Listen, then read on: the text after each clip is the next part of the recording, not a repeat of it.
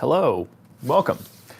I'm going to be reading here from Have a Good Trip, Exploring the Magic Mushroom Experience, a recent book by author Eugenia Bone, who's a phenomenal writer, speaker. She's been featured in all sorts of different mushroom media things. She was in the Fantastic Fungi movie. She was on an episode of a kids show with Michelle Obama talking about mushrooms. She regularly travels and lectures all over the place about mushrooms. And recently, she did a deep dive into magic mushrooms and that whole culture and experience. And I'm enjoying this book so far. I've read the prologue and the first chapter and a few other bits. And I've also seen Eugenia talk recently up in the Mendocino Coast Mushroom Festival. And we chatted about it this summer when I saw her in Telluride.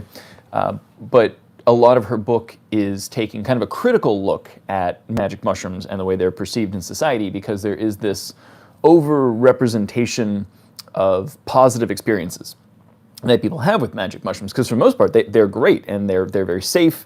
Comparatively as drugs, there's a stigma that has been sort of applied to them over the years that is very unfair. And I think people are pushing back against that stigma by sort of evangelizing that it's amazing and really special and all this other stuff, without actually taking into account the fact that it is still a drug and that you can have negative experiences coming out of it. And that's part of what Eugenia was getting at when writing this book, was just diving a little bit deeper, probing some of the industry that has kind of sprung up around people doing magic mushrooms. These people are facilitators and they run retreats and they say they're sort of science-based, but if you actually dive into their science, it's very loosely based correlations that aren't actually science-based. It's really just people acting as charlatans and selling a panacea cure-all, which is kind of what happens with mushrooms in general, is people ascribe these crazy things to them and then try to get you to buy some product. And I guess to some degree, that's kind of where I've come into the mushroom space and said, hey, I'm a scientist. I like to think critically about things.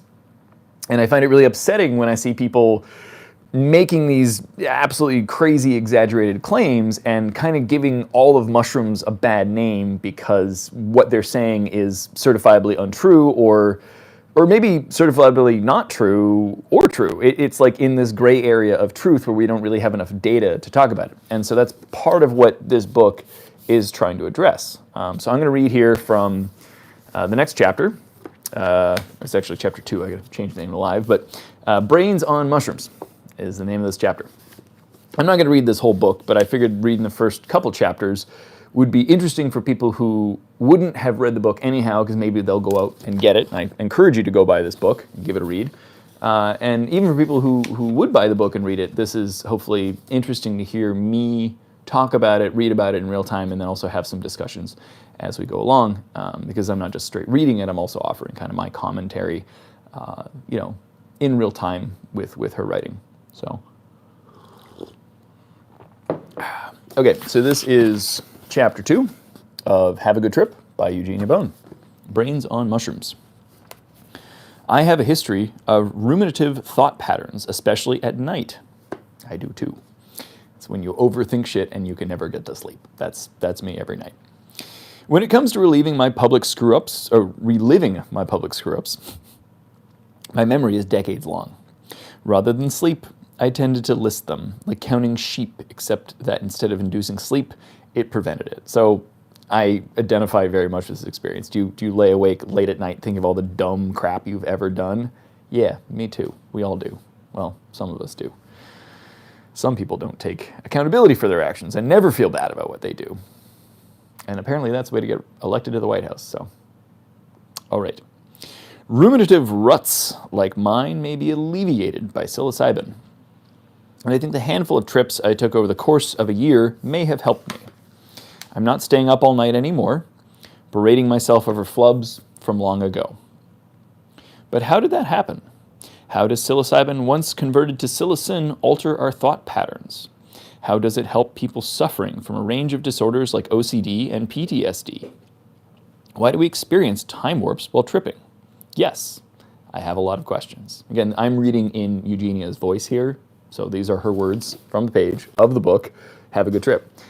So I'm not doing anything illegal. I'm not talking about anything that isn't being written by an author and has been published nationally. Okay, so just putting that out there. This is all above the board. We're okay. Please don't report this live. I'm simply reading words out of a book.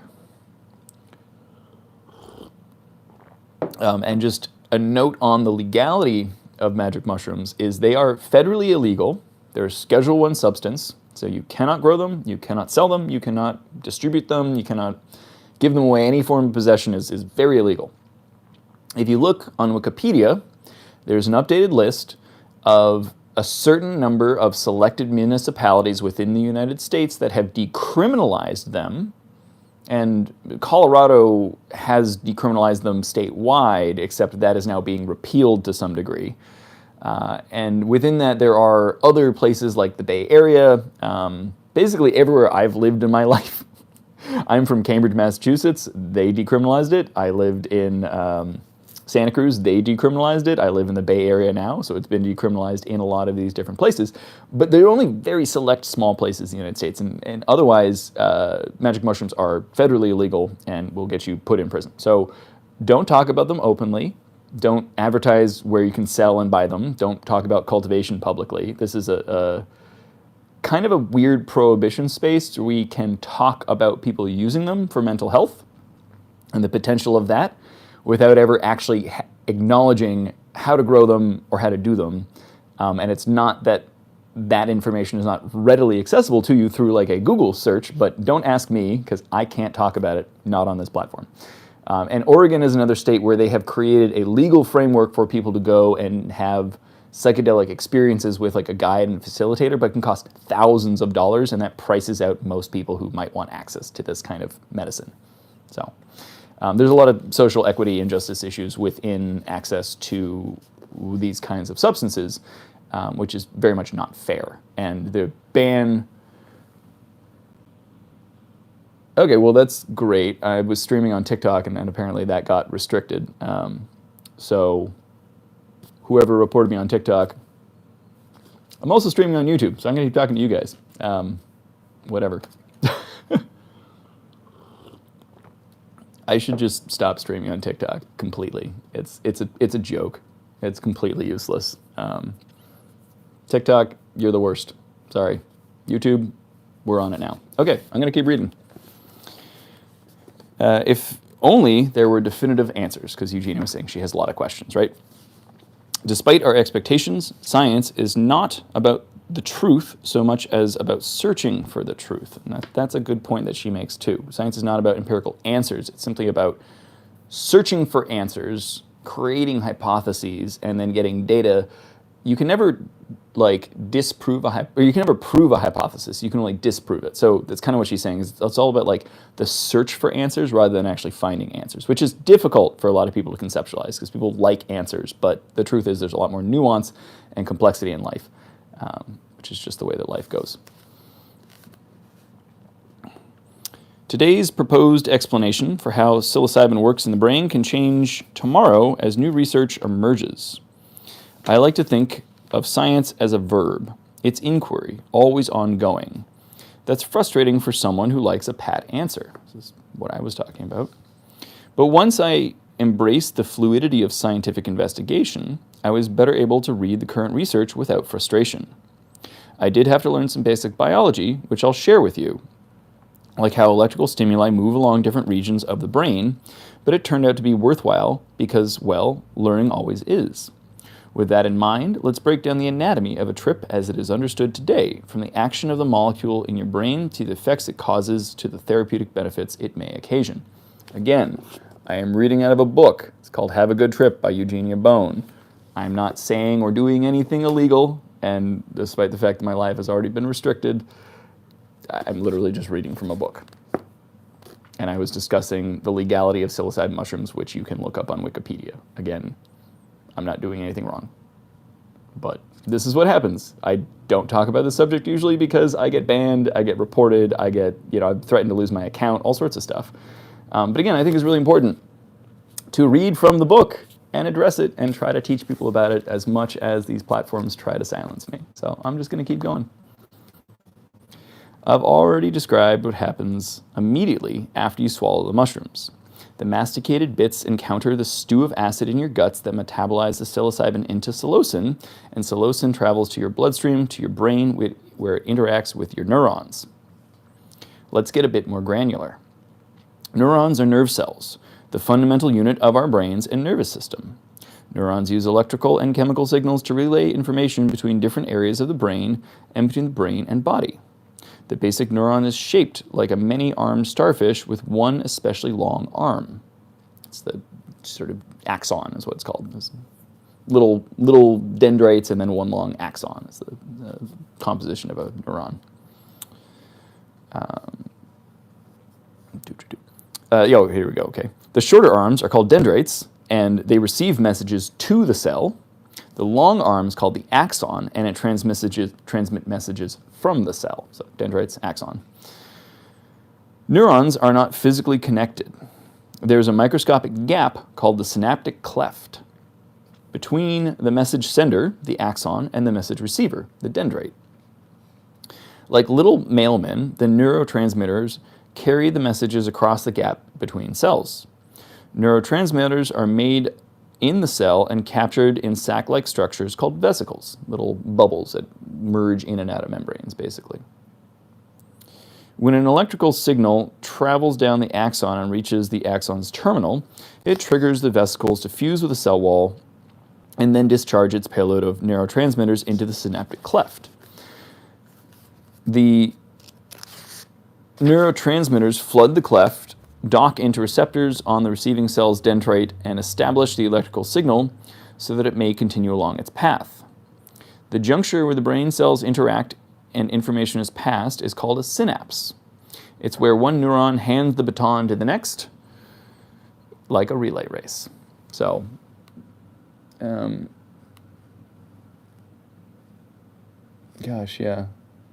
only took 10 minutes on TikTok for the live stream to get restricted. And it's funny because there's equivalent number of people watching right now between TikTok and YouTube. On YouTube, it makes sense I have like 11 people watching. But on TikTok, usually I'd have like hundreds of people watching. But because the live was restricted, there's about 10 people watching too. So it's fine.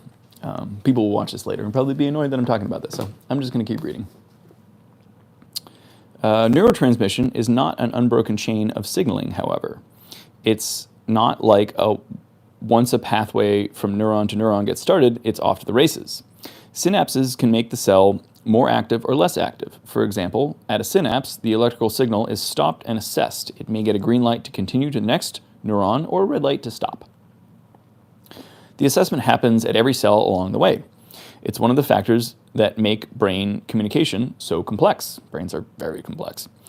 I thought about doing neuroscience at one point in my life and decided that biochemistry was complex enough. I didn't need to completely try to blow my mind through neuroscience. Psilocin may influence that assessment when it docks into serotonin receptors, leading to pathways that don't normally occur in our brain. It's a big part of what psilocybin does in the brain, and that's what she's talking about. As far as your brain is concerned, psilocin is serotonin. Psilocin travels passively in the bloodstream, slips across the blood-brain barrier, and then docks into various serotonin-friendly receptors. And what she's talking about is psilocybin, which is the active tryptamine in mushrooms, gets converted chemically into psilocin, which is the bioavailable form that can actually cross the blood-brain barrier. So what you're tripping on is this molecule psilocin, technically, not psilocybin. Just clarification.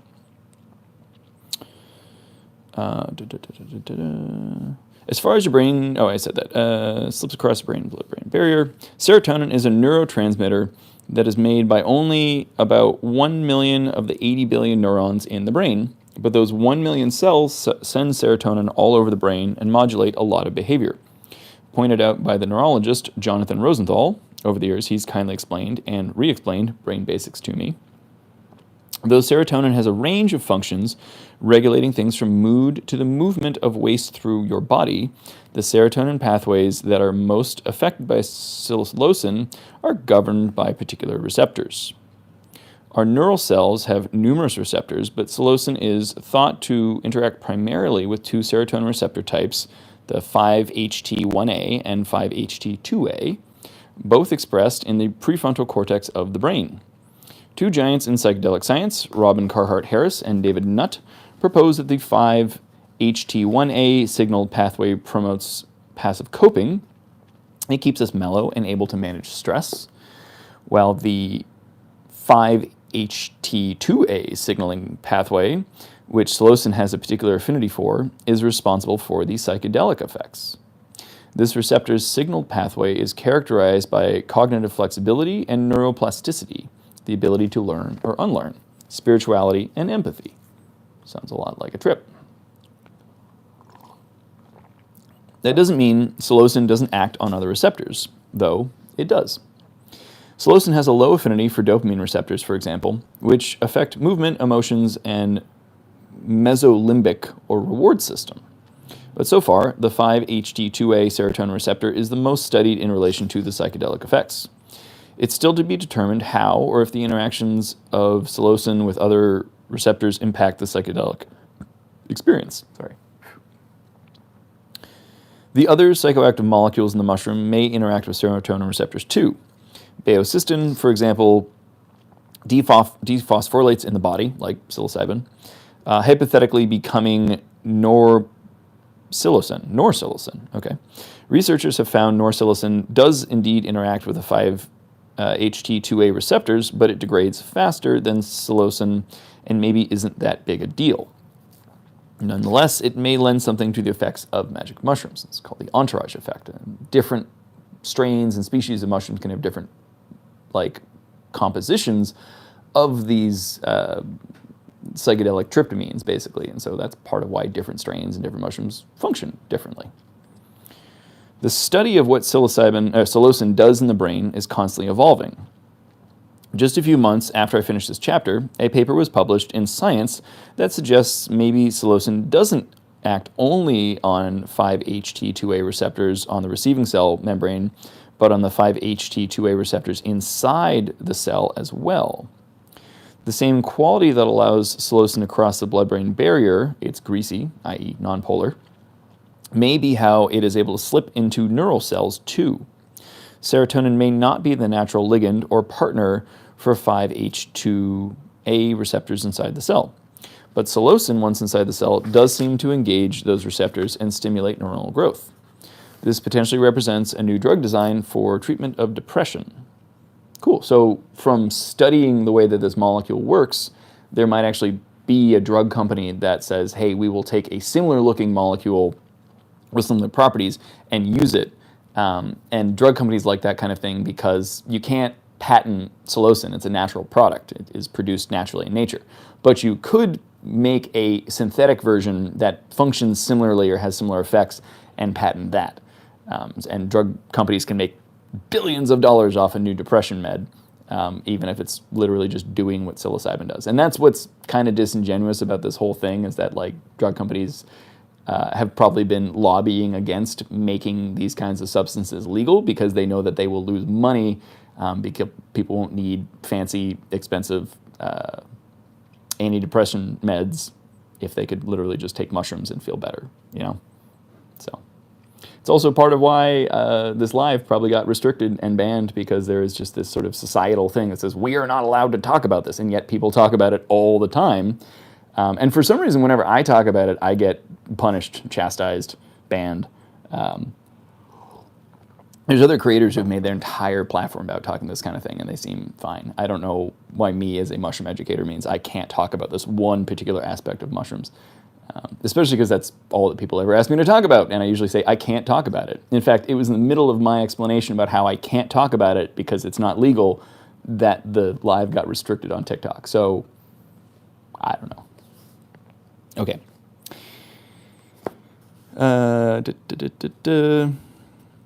Neural growth occurs when neurons extend their dendrites and axons, allowing the cell to find other neurons and form more complex networks, which is indicated in a healthy brain. Few neural connections are indicated in depression. So the more interconnected your brain is, the happier you are, the less connected, the more isolated your neurons are, the more likely you are to be depressed. That is the correlation. It's not just Eugenia saying this is what science says. So A drug that stimulates neuronal growth could lead to healthier brains, right? Question mark, maybe.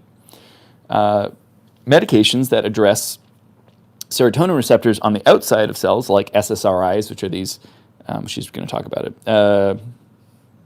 Well, they're selective serotonin reuptake inhibitors. Basically, they make serotonin hang around for longer, so it's mimicking as if you had more serotonin in your brain, but it also changes the sensitivity of receptors. And what I've seen is people who are on SSRIs for a long time, once they go off, literally cannot be happy because they had this thing in their brain that just changed the way the receptors work, and now they're incapable of feeling normal happiness after having taken SSRIs. So maybe it's not the best medication to take if you're depressed, because it might just lead to a lifetime of depression. I watched that with my own mother. So SSRIs might be missing the target serotonin receptors inside the cell. If you follow this stuff, it is major news indeed. Fascinating, too, because it leads one to wonder if serotonin doesn't excite intracellular receptors, what neurotransmitters besides psilocin does. The excitation of these receptors is just the beginning of a brain-wide web of hierarchical processes. From the point of excitation of the 5-H2A receptor type, neurons connect to neurons which cluster into distinct regions that perform various tasks. A frequently cited paper published in 2011 by Thomas Yao and colleagues theorized that regions of the brain, and there are many, coordinate into networks that work together to form complex functions. Take the visual network. It is composed of regions of the brain that have separate jobs involved in visual processing. Combined, those regions create a network that allows us to see the world the way we do. The 5-HT2A receptors that psilocin fits into so neatly are dense in neural cells that function in regions in the brain associated with adaptability, learning, cognition, and perception. It is the activation of those receptors, their neurons, and various regions and networks that is responsible for the effects we feel when tripping. So she's talking about like the mechanistic way that the brain is working when you are consuming this molecule.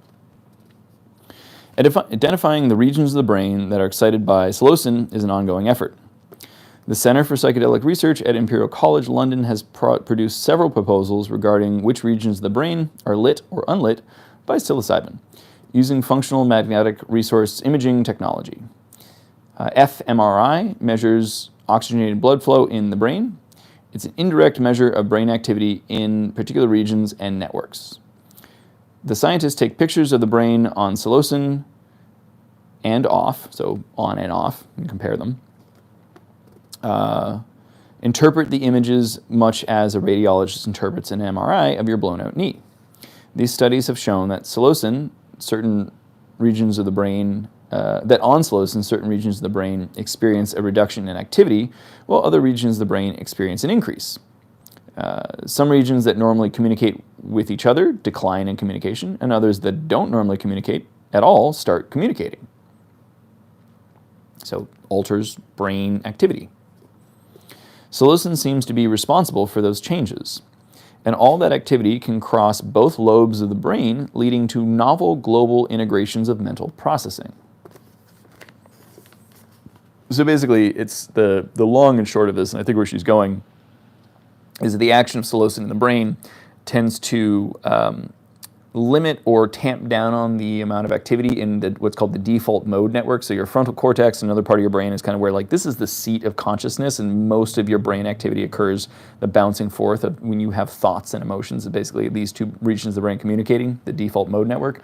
And when you take psilocin as a molecule enters the brain, it tamps down on the amount of activity in your default mode network, so prefrontal cortex, your ego, your thoughts, your emotions go, and the rest of your brain that doesn't normally talk to each other suddenly lights up like a candle. You can see this very clearly in brain scans.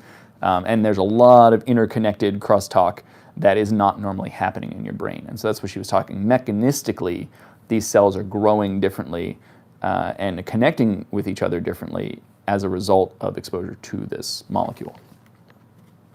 And that's essentially what a trip is, altered brain activity. Which regions of the brain are lit up by psilocin and which are downregulated has not been fully established.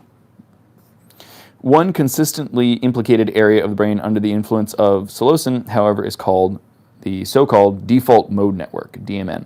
described as a rambling network composed of many regions that is loaded with 5-HT2A receptors. The default mode network is thought to play a role in a bunch of abstract functions like introspection, mind wandering, autobiographical memories, executive functioning, multisensory integrations, and decision making. That includes a node within the DMN, the posterior cingulate cortex, thought to be associated with self-referential mental processes, how we relate to our own thoughts and feelings. Under the influence of psilocin, fMRI measures the DMN, the default mode network, showing less connectivity among the regions of the brain that comprise the DMN, but increased integration among regions after the drug has worn off. So it sort of tamps down the activity, and then once the drug is no longer there, then suddenly like the activity comes back twice-fold, usually as you integrate and think about your experience on said trip.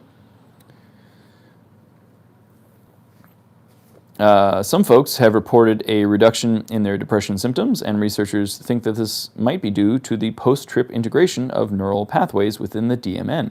So what's going on here? Dr.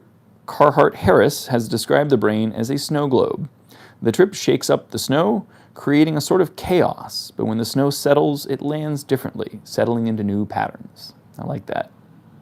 It's a good metaphor. Hypothetically, when the DMN is downregulated by the drug, so too are ruminative thoughts or excessive self-focus. Behaviors that are like wheels turning in a rut. That's that staying up late and thinking about all the dumb things you've ever done. Anyone can experience this, but these symptoms are indicated in depression, addiction, and anxiety disorders. Hypothetically, when the drug clears our brains, the DMN upregulates without symptoms like ruminative thought patterns for a while anyways.